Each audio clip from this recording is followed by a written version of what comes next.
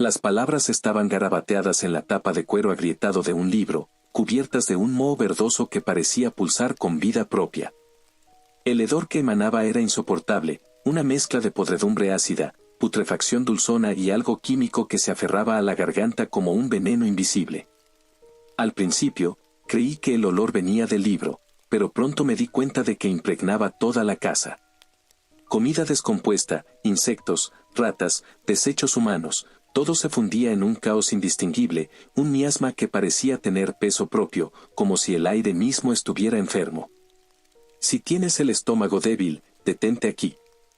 Esto no es una historia de terror barata ni un relato sensacionalista para asustar en Internet. Es algo más oscuro, más visceral. Es real. Lo que voy a contarte puede hacer que sientas náuseas, que tu piel pique como si algo se arrastrara bajo ella, que el vello de tus brazos se erice. Y está bien, es una reacción humana. Pero no digas que no te advertí. Me llamo Madison. Soy trabajadora social en una pequeña ciudad en el norte de Inglaterra, un lugar gris y olvidado donde la lluvia es constante y el viento aúlla entre los edificios como un lamento eterno. La ciudad, con sus calles estrechas y edificios de ladrillo ennegrecidos por el hollín de fábricas clausuradas, parece atrapada en un invierno perpetuo. Las chimeneas ya no humean, pero el aire sigue cargado de una melancolía que se pega a la piel. Mi trabajo es de esos que la mayoría ignora, pero si alguna vez has estado al borde del abismo, pobre, enfermo, abandonado, atrapado en las sombras de la sociedad, es probable que alguien como yo haya aparecido con un cuaderno, una sonrisa cansada y un puñado de buenas intenciones que rara vez son suficientes. Entramos en las vidas rotas de las personas con poco más que optimismo y un sistema que nos ata las manos. No siempre logramos cambiar las cosas, pero lo intentamos. He trabajado con familias deshechas, ancianos olvidados, jóvenes atrapados en adicciones, personas que el mundo prefiere no ver. Empecé en protección infantil, tal vez porque sentía que le debía algo al sistema. Crecí en hogares de acogida, pasando de casa en casa, de promesas vacías a silencios incómodos. Fui una niña que nunca encajó, que cargaba con el peso de sentirse no deseada. Mi infancia fue un mosaico de rostros borrosos, madres adoptivas que olían a tabaco y perfume barato, padres adoptivos que me miraban con indiferencia, niños que me evitaban porque era la nueva. Leía para escapar, devorando libros de segunda mano en bibliotecas polvorientas, perdiéndome en mundos donde los héroes siempre ganaban. Pero la vida real no funciona así. Recuerdo una casa en particular, un lugar húmedo y oscuro en las afueras de Manchester, donde vivía con una pareja mayor que apenas hablaba. La mujer, Margaret, pasaba sus días tejiendo mantas que nunca terminaba, mientras su marido, un hombre de rostro curtido y manos temblorosas, se sentaba frente a un televisor apagado, murmurando sobre tiempos mejores. Dormía en un ático con goteras, y por las noches, escuchaba el crujido de las vigas como si la casa estuviera respirando. Fue allí donde encontré un libro de cuentos de hadas, con ilustraciones desvaídas de bosques encantados y criaturas imposibles. Ese libro fue mi salvación, mi refugio contra el frío y la soledad. Pero también me enseñó algo cruel: los finales felices son raros, y los monstruos no siempre tienen garras. Mi adolescencia fue un torbellino de mudanzas, cada una dejando una nueva cicatriz invisible. A los 14 años, conocí a Tom en un hogar de acogida en Leeds. Él era un chico flaco con el pelo desordenado y una sonrisa que parecía desafiar al mundo. Mientras yo me escondía en los libros, él encontraba refugio en el humor, lanzando bromas que hacían reír incluso a los trabajadores sociales más agotados. Nos hicimos inseparables, dos almas perdidas que se aferraban a la única constante que tenían, el uno al otro. Juntos, planeábamos un futuro donde nadie podría hacernos sentir pequeños otra vez. Pero la vida tiene una manera de dispersar incluso los planes más firmes. Después de una década en ese mundo, un matrimonio fallido que me dejó cicatrices emocionales y demasiadas noches luchando contra mis propios demonios, decidí cambiar. Me pasé al cuidado de personas mayores. Pensé que sería más tranquilo, menos desgarrador. Imaginé tardes tranquilas ayudando a ancianos a organizar sus pastillas o escuchando historias de tiempos mejores. Me equivoqué. El dolor no discrimina por edad, y los ancianos que visito a menudo cargan con una soledad tan pesada que hace que mi propia infancia parezca ligera en comparación. Mi día a día consiste en visitar ancianos solos, asegurarme de que coman, se bañen, tomen sus medicinas. A veces, tengo que lidiar con familiares codiciosos que ven a sus padres o abuelos como una cuenta bancaria con patas. He visto hijos que no los visitan en años, pero aparecen cuando hay una herencia en juego, sobrinos que vacían cuentas bancarias mientras sus tíos se desvanecen en residencias olvidadas. A veces, consigo protegerlos, otras, fracaso. Amo a mis clientes, pero mantengo una distancia emocional. Es la única forma de no dejar que este trabajo me consuma. Aprendes a dejar el trabajo en el trabajo, o te devora. Todo comenzó con Agnès, una de mis nuevas clientas. Tenía 75 años, vivía sola en una casa modesta en una colina azotada por el viento, en las afueras de la ciudad. La casa era una reliquia de los años 50, con paredes de piedra desgastada y ventanas que temblaban con cada ráfaga. Agnès usaba una silla de ruedas desde un accidente automovilístico que le robó la movilidad hace una década. Era una mujer silenciosa, educada, con una voz suave y una obsesión por los documentales de naturaleza. Cuando contactó con nuestra agencia, pidió ayuda con tareas básicas, compras, transporte, limpieza ligera. Nada fuera de lo común. Su expediente era limpio, sin señales de demencia, negligencia o problemas graves. Solo una anciana tratando de mantener su independencia. La primera vez que la visité, me recibió con una sonrisa tímida y me ofreció una taza de té que olía a hierbas. La casa estaba ordenada, aunque anticuada, con cortinas de encaje amarillentas y muebles que parecían no haber sido tocados desde los años 70. Hablamos durante una hora. Me contó sobre su amor por las aves migratorias, como solía pasar horas mirando por la ventana con unos prismáticos, anotando las especies que veía en un cuaderno gastado. Había una tristeza en sus ojos, pero también una chispa de vida cuando hablaba de los pájaros. Tomé notas, organicé un plan de asistencia con una auxiliar y me fui pensando que sería un caso sencillo.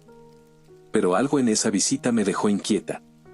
No era nada concreto, solo una sensación, como un eco de algo que no podía nombrar. Tal vez fue la forma en que Agnès evitó hablar de su pasado, o como sus manos temblaban ligeramente al pasar las páginas de su cuaderno de aves. Me dije que era mi imaginación, que el trabajo me estaba agotando. Pero esa noche, mientras redactaba mi informe en mi pequeño apartamento, esa sensación volvió, más fuerte. Mi apartamento es un reflejo de mi vida, funcional, desordenado, con libros apilados en cada esquina y una cafetera que nunca descansa. Vivo sola, y aunque me gusta la soledad, a veces pesa. Esa noche, mientras el viento golpeaba las ventanas, revisé el expediente de Agnès de nuevo, buscando algo que justificara mi inquietud. No encontré nada. Pero no podía sacarme de la cabeza la imagen de su cuaderno, con sus anotaciones meticulosas y, en una esquina, un pequeño dibujo de un pájaro que no reconocí. No era un gorrión, ni un petirrojo, ni ninguna especie que hubiera visto antes. Sus alas parecían demasiado largas, sus ojos demasiado grandes. Lo atribuí a un garabato descuidado, pero algo en él me perturbó. Esa noche, sonó el teléfono. Era Tom. Habíamos mantenido el contacto a lo largo de los años, aunque nuestras vidas habían tomado caminos distintos. Él acabó en la policía, yo en el trabajo social. Pero compartíamos un objetivo común, ayudar a los que el mundo olvida. Nos encontrábamos más en el trabajo que en cualquier otro lugar, una ironía que nunca dejaba de sorprendernos. Tom había escalado hasta convertirse en inspector, aunque todavía tenía ese aire de adolescente rebelde, con su chaqueta de cuero gastada y una sonrisa que desarmaba a cualquiera. Madison, como está la santa del condado, bromeó con ese tono sarcástico que nunca abandonaba. No deberías estar persiguiendo carteristas o multando a alguien por tirar basura, respondí, rodando los ojos, aunque él no podía verme. Nos reímos, recordando los días en que éramos solo dos adolescentes tratando de sobrevivir. Hablamos de la vez que robamos galletas de la cocina de nuestra madre adoptiva y terminamos castigados limpiando el garaje, o de cuando Tom me enseñó a lanzar una pelota de béisbol en un parque lleno de maleza. Pero luego su voz cambió. Se puso seria, casi tensa. ¿Has notado algo raro últimamente?, preguntó. ¿Raro cómo? No sé. Llamadas extrañas, clientes actuando de forma inusual, algo que no encaje. Cosas que te hagan sentir incómoda.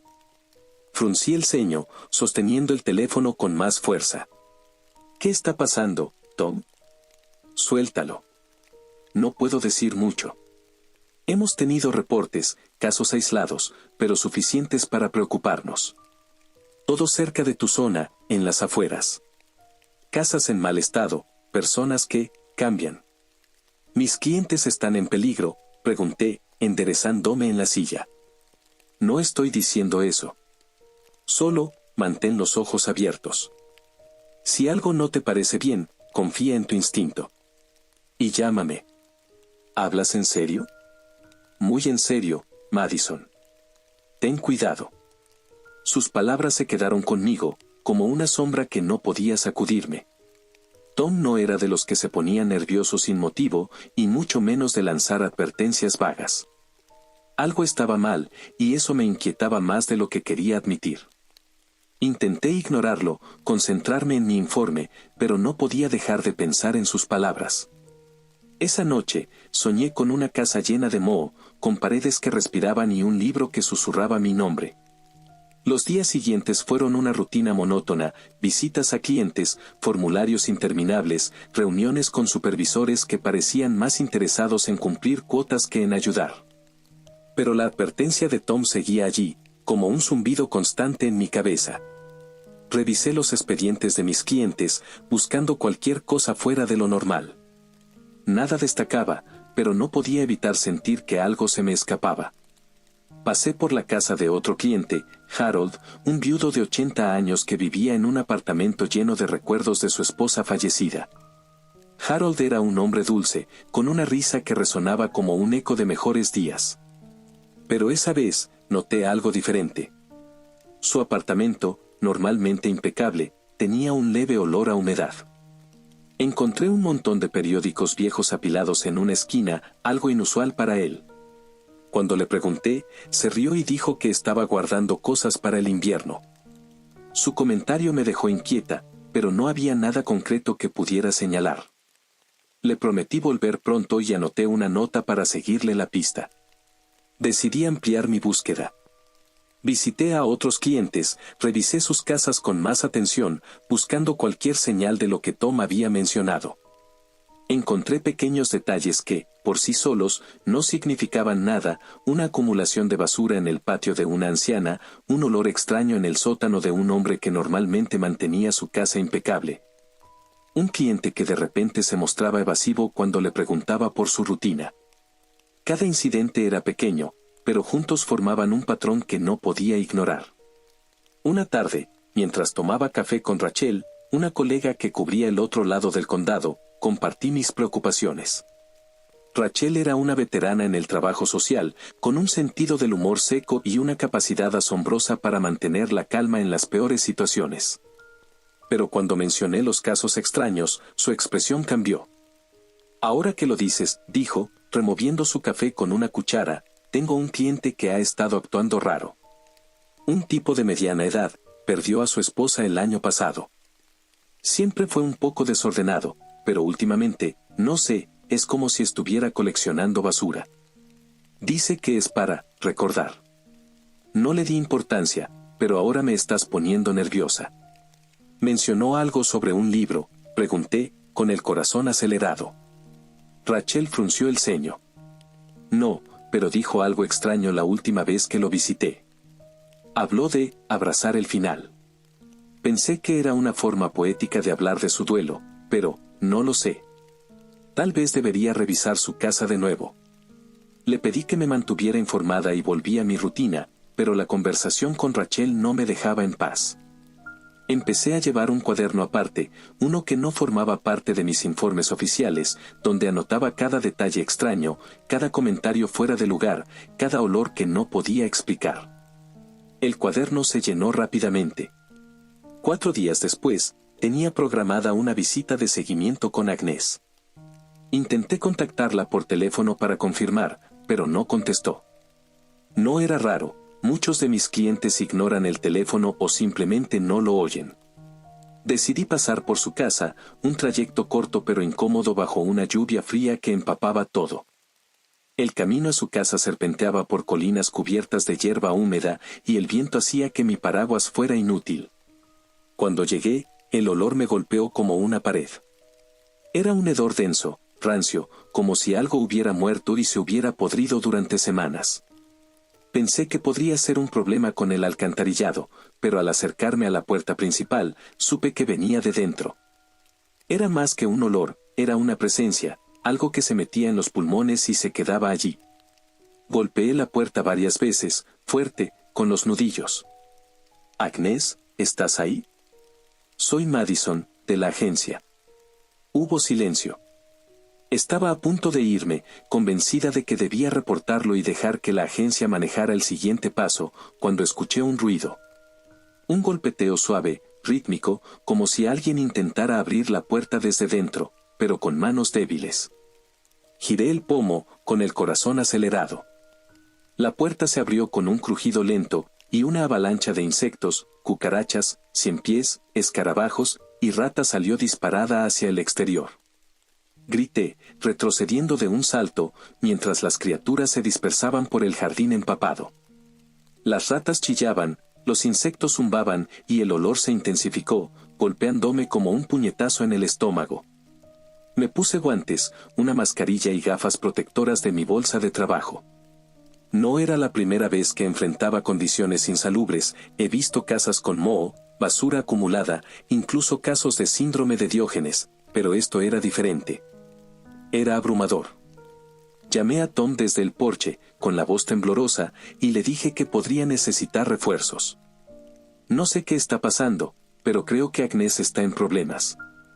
Puede que esté herida, o peor. Tom prometió llegar lo antes posible. Respiré hondo, ajusté mi mascarilla y entré. La casa era un infierno. El suelo estaba cubierto de basura, restos de comida podrida, ropa sucia, excrementos humanos y animales. No era solo desorden, era un pantano de descomposición. Las paredes estaban manchadas de moho negro que parecía trepar como enredaderas. El aire estaba cargado de un polvo marrón que irritaba los ojos y hacía que cada inspiración fuera un esfuerzo. Cada paso que daba hacía crujir algo bajo mis botas, latas aplastadas, huesos pequeños, bolsas de plástico rotas. Era como caminar por un vertedero vivo. En el salón, encontré algo que me detuvo en seco. Sobre una mesa, entre montones de basura, había un libro. El libro con el que había soñado. Su tapa de cuero estaba agrietada, cubierta de moho verde que parecía moverse bajo la luz tenue. Las palabras «cuidado con el dios de la putrefacción» estaban talladas con una furia casi palpable. No lo toqué, pero no podía apartar la vista. Sentía que me observaba, como si tuviera ojos propios. Entonces lo escuché. Un susurro. Débil, prolongado, como un lamento que venía de las entrañas de la casa. «Agnès, voy para allá», grité, luchando contra el pánico que me apretaba el pecho. Avancé hacia el baño, apartando cajas y bolsas podridas con las manos enguantadas. Cucarachas correteaban a mi paso, y una rata gorda pasó rozándome los tobillos. Llegué a la puerta del baño, entreabierta, y la empujé con cuidado. Lo que vi me hizo retroceder. Agnès estaba en la bañera, sumergida hasta el cuello en un líquido espeso y burbujeante. No describiré los detalles, no quiero que esa imagen se quede contigo. Era un caldo de pesadilla, un líquido viscoso de un color enfermizo, con fragmentos de algo, quizá comida, quizá otra cosa, flotando en la superficie. Su rostro estaba hinchado, cubierto de llagas supurantes. Su piel tenía un tono verdoso, casi translúcido. Gritaba, pero no de dolor. Había algo en su expresión, una especie de satisfacción, como si estuviera en paz con lo que la rodeaba. «Vete, déjame, pronto me uniré a él», susurró, y un escarabajo negro salió de su boca, cayendo en el líquido con un pequeño chapoteo. No pude soportarlo más. Corrí hacia la salida, tropezando con montones de basura, con el corazón latiendo tan fuerte que pensé que se me saldría del pecho. Afuera, arranqué la mascarilla y vomité en el césped empapado por la lluvia. Tom llegó media hora después, con un equipo de policías y paramédicos. Me quedé en el césped, temblando, mirando al suelo para no tener que volver a ver la casa. ¿Estás bien?, preguntó Tom, poniéndose a mi lado. No, admití, con la voz rota. Nunca había visto algo así. No en todos mis años. Miró hacia la casa, con la mandíbula apretada. Te dije que había cosas raras por aquí. No es solo Agnes. Hemos visto casos similares en todo el condado. Ancianos, algunos jóvenes. Todos, así. Casas convertidas en basureros, personas sumergidas en su propia miseria. ¿Qué está pasando, Tom? ¿Qué los lleva a esto? Dudó, mirando a los paramédicos que entraban con máscaras y trajes protectores. Hay rumores. Un grupo de extraños ha estado apareciendo por la zona. Parecen predicadores, pero no son como los habituales. No son religiosos tradicionales. Hablan de algo llamado, el dios de la putrefacción. Dejan libros, pequeños, hechos a mano, como manifiestos. Los hemos encontrado en varias casas. ¿Puedo ver uno?, pregunté, sintiendo un escalofrío. No, son evidencia. Ni siquiera deberías saber de ellos. Tom, por favor, necesito entender. Madison, tómate unos días. Descansa. Esto es más grande de lo que parece. Estamos trabajando con otras agencias para investigarlo. No descansé. No podía. Esa noche, en casa, no pude dormir. La imagen de Agnes en la bañera, el olor, el libro, todo me perseguía. Mi piel picaba constantemente, como si algo se arrastrara bajo ella. Sabía que era mi mente, pero no podía parar de rascarme los brazos, el cuello, las piernas. Cada picazón me hacía estremecer, cada roce me hacía imaginar insectos invisibles. Decidí investigar más a fondo. No podía quedarme de brazos cruzados mientras algo oscuro se extendía por mi ciudad. Empecé a visitar a otros clientes con más frecuencia, buscando patrones. Revisé mis notas de meses atrás, buscando cualquier detalle que hubiera pasado por alto. Encontré algo en el expediente de una clienta anterior, Margaret, una anciana que había fallecido el año pasado. Había mencionado algo sobre un hombre que hablaba de la basura en una de nuestras últimas visitas. En ese momento, lo atribuí a su demencia, pero ahora me preguntaba si había algo más. Hablé con otros trabajadores sociales, enfermeros, incluso vecinos. Poco a poco, las piezas comenzaron a encajar. Había rumores de un grupo de personas que se reunían en las afueras, en un terreno baldío cerca de un viejo vertedero clausurado. Decían que llevaban capas grises y máscaras improvisadas que hablaban en susurros sobre abrazar el final. Nadie les daba importancia, la ciudad estaba llena de excéntricos y los rumores eran comunes. Pero yo no podía ignorarlo. Visité el vertedero una tarde, armada solo con mi linterna y una grabadora. El lugar estaba desierto, cubierto de hierba seca y basura vieja que el viento arrastraba. Encontré un círculo de piedras, como un altar improvisado, con restos de comida podrida y trozos de papel quemado. Uno de los fragmentos tenía las palabras "El Pozo" garabateadas en tinta negra. Lo guardé en mi bolsillo, con el corazón latiendo con fuerza. No había nadie allí, pero sentía que me observaban. Esa noche, revisé los fragmentos en casa. Los papeles estaban escritos a mano, con una caligrafía temblorosa pero precisa. Hablaban de un regalo que llegaba a los olvidados, a los que el mundo había descartado. Prometían liberación a través de la podredumbre, una unión con algo eterno. Las palabras eran hipnóticas, casi poéticas, pero cargadas de una desesperanza que se colaba en los huesos. Quemé los fragmentos en el fregadero, viendo cómo las llamas los reducían a cenizas. Pero no podía quemar el recuerdo de lo que había leído. Investigué en internet hasta la madrugada. Dios de la putrefacción no arrojó resultados útiles, ni mitos, ni foros, ni referencias en películas de terror de bajo presupuesto. Nada. Solo páginas de conspiraciones mal diseñadas, con fuentes dudosas y diseños que parecían atrapados en los años 90. Eso lo hacía más aterrador. Si esto era real, debería haber alguna huella digital, algún rastro en la red. Pero no había nada. Solo silencio. Intenté contactar a colegas, buscando patrones. Hablé con Rachel de nuevo, quien me contó que su cliente, el hombre que acumulaba basura, había empeorado. Había encontrado un libro en su casa, idéntico al que describí, pero no lo había tocado. Me dio mala espina, dijo. Lo dejé donde estaba y llamé a la policía. También hablé con Mark, un enfermero que trabajaba en un centro de salud mental. Había oído rumores entre sus pacientes sobre voces en la basura, susurros que les decían que pertenecían al pozo. Mark lo atribuyó a alucinaciones, pero la coincidencia me heló la sangre. Le pedí que me avisara si encontraba algo concreto. Al día siguiente, puse una alerta a todos mis contactos, colegas, supervisores, amigos en el trabajo social que atendían a todo tipo de personas, desde adictos hasta familias en crisis. Les advertí sin dar detalles, solo pidiéndoles que estuvieran atentos a cualquier cosa extraña. La mayoría no me tomó en serio. Lo entendía. Yo tampoco lo habría hecho si no lo hubiera visto con mis propios ojos.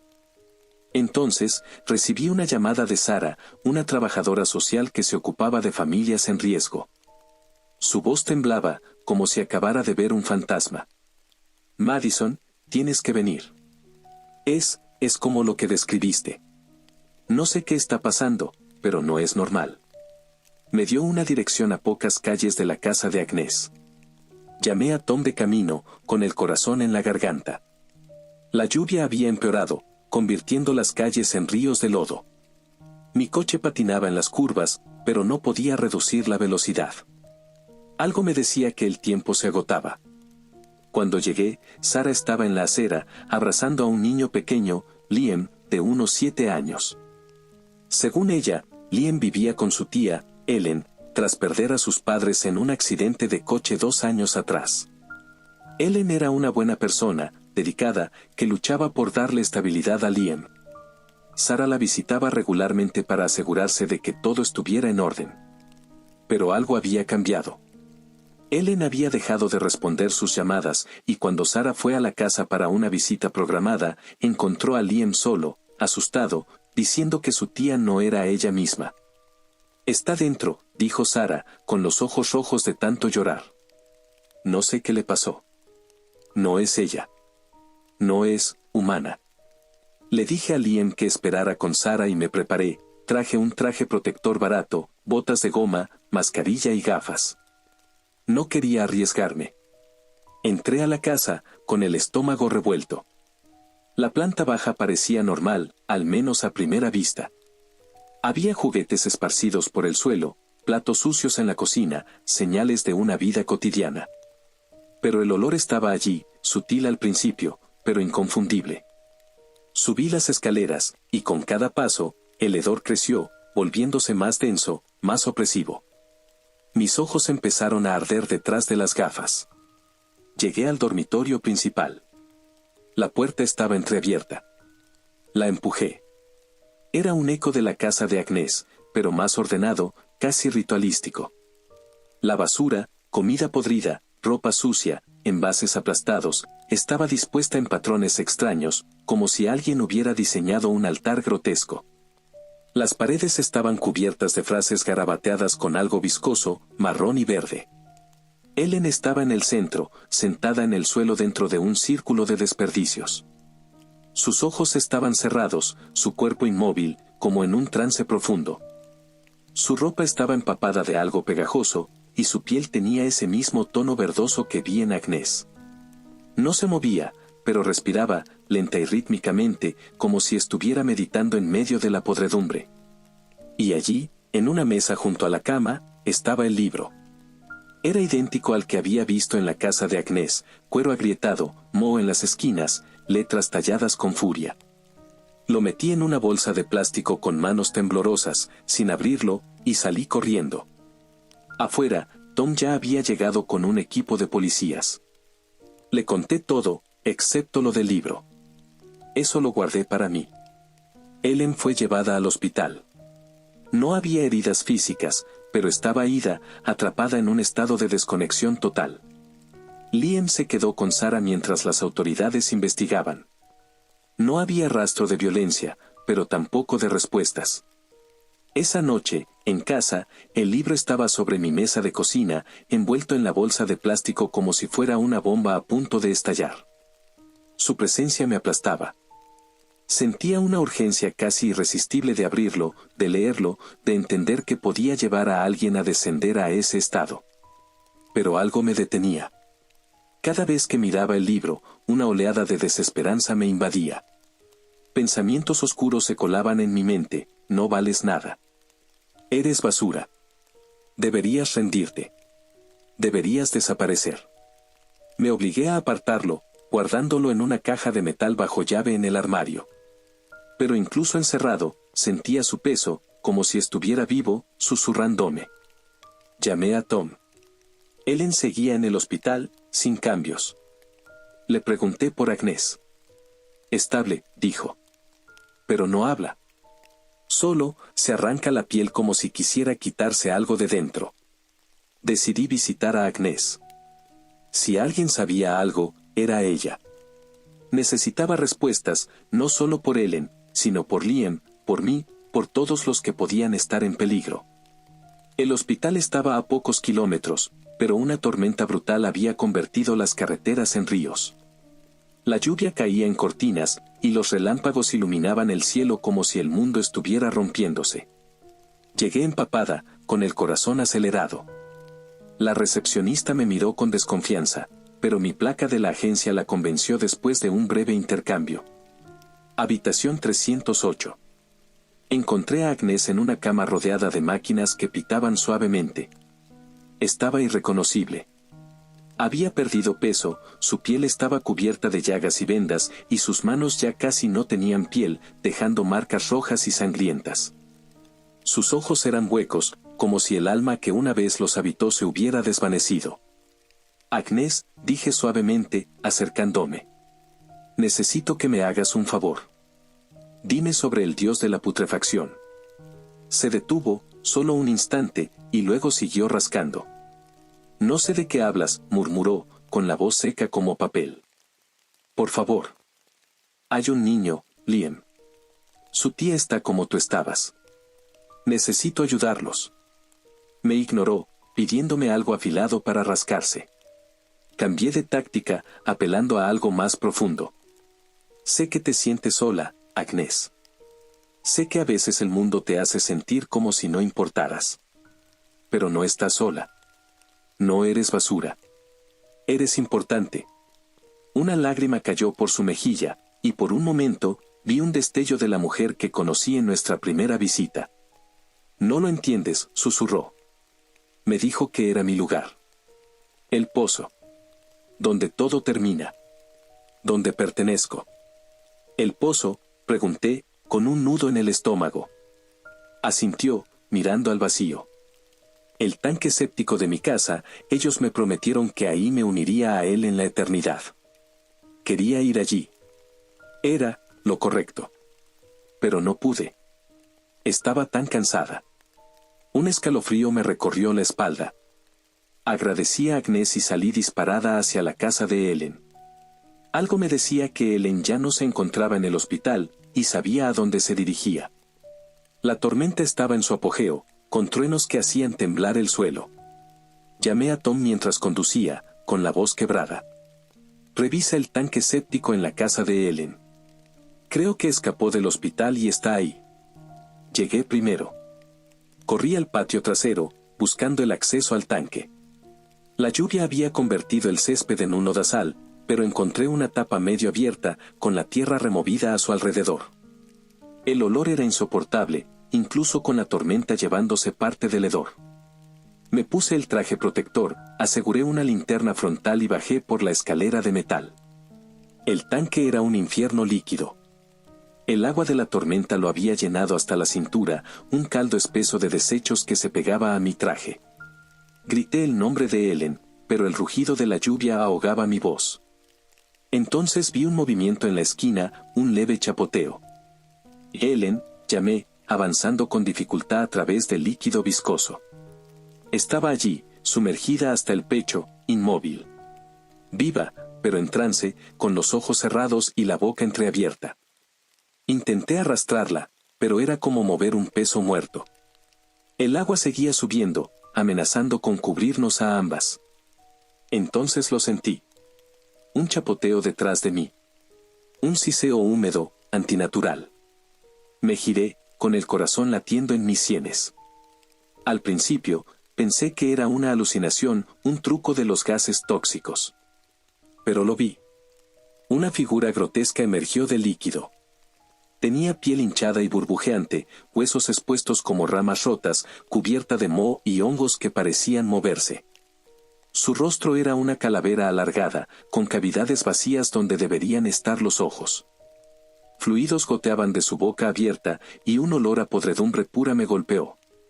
Con él vino una oleada de desesperanza, un peso que me aplastaba el pecho. Recuerdos de mi infancia inundaron mi mente, noches llorando en camas extrañas, el hambre, la certeza de que no era deseada. Quería quitarme el traje, hundirme en el líquido, dejar que el moho me consumiera. Era lo que merecía. Era basura. Pero entonces pensé en Liam. En Ellen. En Agnes. En todos los que confiaban en mí. No podía rendirme. Ellen, dije, ignorando a la criatura. Liam te necesita. Eres su familia. Eres suficiente. No eres basura. Ella abrió los ojos, débil, pero consciente. La tomé del brazo y tiré con todas mis fuerzas hacia la escalera. No miré atrás, aunque sentía la presencia de la criatura, con su rugido gutural resonando en el tanque. Cuando me acerqué a la escalera, hubo un sonido extraño, y luego, la presencia de la criatura desapareció. Tom llegó justo a tiempo, bajando al tanque con un traje protector. «Y pásamela», gritó sobre el rugido de la tormenta. Trabajamos juntos, arrastrando a Ellen hacia la salida. Arriba, paramédicos y policías nos esperaban, con sus manos extendidas para sacarnos del infierno. Ellen se recuperó. Liam está con ella de nuevo, y poco a poco están reconstruyendo su vida. Agnes también mejora, aunque lentamente. Los libros fueron confiscados por las autoridades, y hubo un comunicado oficial pidiendo a la gente que los entregara. Los predicadores, o quienes fueran, desaparecieron sin dejar rastro. Las agencias gubernamentales están investigando, pero no hay respuestas claras. Aún pienso en esa cosa en el tanque. Tal vez fue una alucinación, un efecto de los gases. Pero su poder es real. Se alimenta de nuestra soledad, de nuestras inseguridades, de esa voz interior que nos dice que no valemos nada. Es un depredador que encuentra a los vulnerables y los arrastra a la podredumbre. Si alguna vez sientes ese peso, busca ayuda. Un amigo, un terapeuta, alguien que te recuerde que eres suficiente. Que mereces estar aquí. Porque lo eres. No dejes que el dios de la putrefacción te encuentre.